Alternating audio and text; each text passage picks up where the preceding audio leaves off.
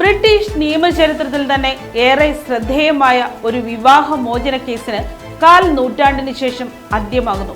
മുൻ ഭർത്താവ് മറച്ചുവെച്ച കോടിക്കണക്കിന് രൂപയുടെ സ്വത്തുക്കൾ നിയമ പോരാട്ടത്തിലൂടെ നേടിയെടുത്ത് ചരിത്രം സൃഷ്ടിച്ചിരിക്കുകയാണ് ഇന്ത്യൻ വംശജയായ വർഷ ഗോഹിൽ. 23 വർഷം നീണ്ട നിയമയുദ്ധത്തിനൊടുവിൽ ഏകദേശം 85 കോടി രൂപയാണ് വർഷയ്ക്ക് നഷ്ടപരിഹാരമായി ലഭിക്കുന്നത്. 2002 ഈ കേസിന്റെ തുടക്കം. ഭർത്താവ് ഭദ്രേഷ് ഗോഹിലിന്റെ മോശം പെരുമാറ്റവും അവിഹിത ബന്ധവും ചൂണ്ടിക്കാട്ടി വർഷ വിവാഹമോചന ഹർജി നൽകി. 3 കുട്ടികൾ ഉണ്ടായിരുന്ന ആ ദമ്പതികൾ അന്ന് വളരെ ലളിതമായ ഒരു ഒത്തുതീർപ്പിലെത്തി. ഏകദേശം 3.5 കോടി രൂപയും കുടുംബത്തിന്റെ ഉപയോഗത്തിലുണ്ടായിരുന്ന ഒരു പ്യൂഷോ കാറും മാത്രമാണ് വർഷയ്ക്ക് അന്ന് ലഭിച്ചത്. എന്നാൽ തന്റെ ഭർത്താവ് സമ്പാദ്യത്തിന്റെ മുഴുവൻ വിവരങ്ങളും കോടതിയിൽ വെളിപ്പെടുത്തിയിട്ടില്ല എന്ന സംശയം വർഷയ്ക്ക് അന്നേ ഉണ്ടായിരുന്നു. വർഷങ്ങളോളം ആ സംശയം തെളിയിക്കാൻ അവർക്ക് കഴിഞ്ഞില്ല. എന്നാൽ പിന്നീട് കഥ മാറിമറിഞ്ഞു. മുൻ നൈജീരിയൻ ഗവർണർ ജെയിംസ് ഇബോറിയുടെ കൂട്ടാളികളുമായി ബന്ധപ്പെട്ട ഒരു കള്ളപ്പണം വെളുപ്പിക്കൽ കേസിൽ ഭദ്രേഷ് ഗോഹിൽ അന്വേഷണം നേരിട്ടതോടെയാണ് ചുരുളഴിയാത്ത രഹസ്യങ്ങൾ പുറത്തു വന്നത്. വിദേശ രാജ്യങ്ങളിലെ കടലാസ് കമ്പനികൾ വഴി ദശലക്ഷക്കണക്കിന് പൗണ്ട് കടത്താൻ സഹായിച്ചുവെന്ന കുറ്റത്തിന് 2011 ഭദ്രേഷിന് 10 വർഷം തടവ് ശിക്ഷ ലഭിച്ചു. ഈ അന്വേഷണത്തിലാണ് വിവാഹമോചന സമയത്ത് അദ്ദേഹം മറച്ചുവെച്ച കോടിക്കണക്കിന് രൂപയുടെ അനധികൃത സ്വത്തുക്കൾ പുറത്തുവന്നത്.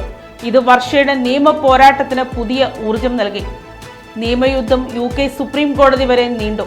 സ്വത്ത് വിവരങ്ങൾ മറച്ചുവെക്കുന്ന ഒരു പങ്കാളിക്ക് ഒരിക്കലും അതിന്റെ ആനുകൂല്യം ലഭിക്കാൻ അർഹതയില്ലെന്ന് വ്യക്തമാക്കിക്കൊണ്ട് 2015 സുപ്രീം കോടതി വിവാഹമോചന ഒത്തുതീർപ്പ് പുനഃപരിശോധിക്കാൻ ചരിത്രപരമായ അനുമതി നൽകി. എങ്കിലും പോരാട്ടം അവിടെ അവസാനിച്ചില്ല. മരവിപ്പിച്ച ഈ സ്വത്തുക്കൾ മുഴുവൻ കുറ്റകൃത്യങ്ങളിലൂടെ സമ്പാദിച്ചതാണെന്നും അവ കണ്ടുകെട്ടണമെന്നും പ്രോസിക്യൂഷൻ വാദിച്ചു. എന്നാൽ ഈ സമ്പാദ്യത്തിന്റെ ഒരു ഭാഗം വിവാഹ ജീവിതകാലത്ത് നിയമാനുസൃതമായ ബിസിനസ്സിലൂടെ നേടിയതാണെന്നും അതിൽ തനിക്ക് അവകാശമുണ്ടെന്നും വർഷ കോടതിയെ ബോധിപ്പിച്ചു. ഒടുവിൽ കേസ് പരിഗണിച്ച ഹൈക്കോടതി ജഡ്ജി ജസ്റ്റിസ് വില്യംസ് വർഷയുടെ വാദം ശരിവെച്ചു.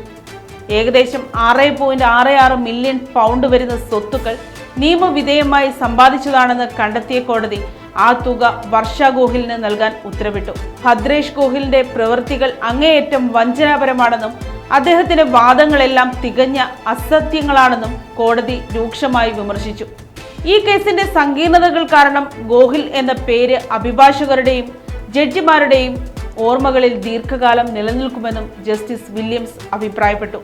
കഴിഞ്ഞ മാസം UK കോർട്ട് ഓഫ് അപ്പീൽ ഈ കേസിൽ തുടരപ്പീലിനുള്ള സാധ്യത തള്ളിയതോടെയാണ് 23 വർഷം നീണ്ട ഈ അസാധാരണ നിയമ പോരാട്ടത്തിന് ഔദ്യോഗികമായി തിരശ്ശീല വീണത്. News desk Kottarakkara media.